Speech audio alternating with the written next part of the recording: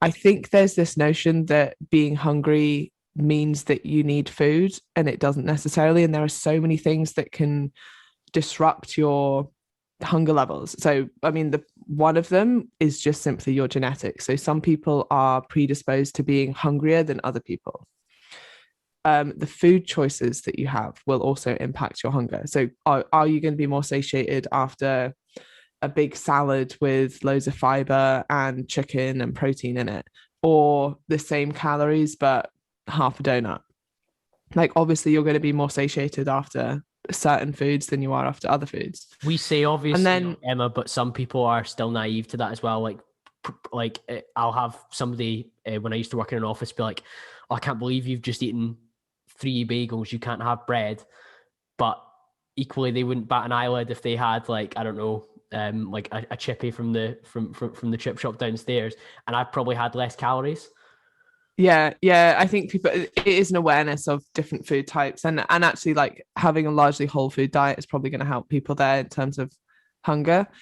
But I think even if we like forget all of that, let's say you're not predisposed to overeating. Let's say another thing as well, if you're very overweight, you can become slightly resistant to some of the hunger signals, or some of the satiety signals, more to the point, such as leptin resistance, which means that your brain can't tell that there's a lot of energy available, so it doesn't turn down hunger. And that means that you can be quite overweight but still be driven to eat a lot. So essentially your body has loads of excess energy there, but you're still driven to eat more.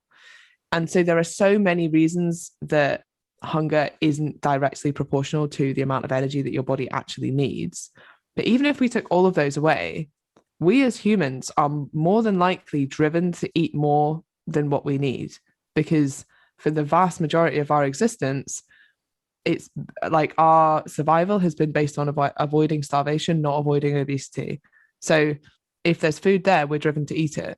And I make that point quite often because, one, it takes away like the guilt and the shame of overeating. Like, yeah, like it's actually a bit of it's a biological drive. But this comes back to the mindset. Are you going to be like, oh, it's a biological drive, I overeat, nothing I can do about it? Or are you going to be like, okay, right, so I know that I'm driven to eat more than what I actually need.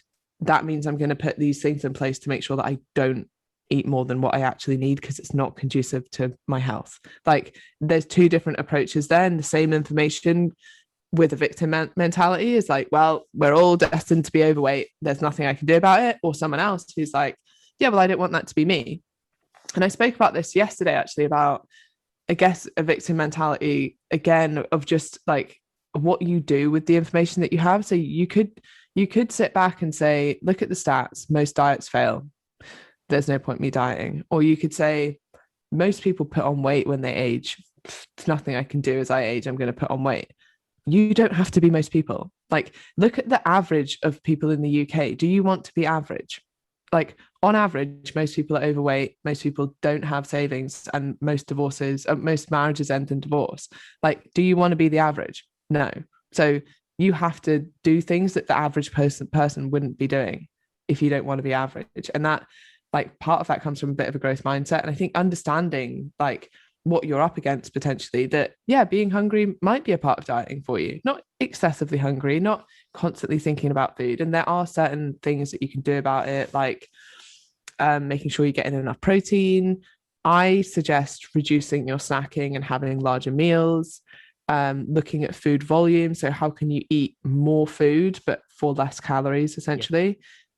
Slowing down when you eat, being more mindful when you eat. All of these things will help hunger.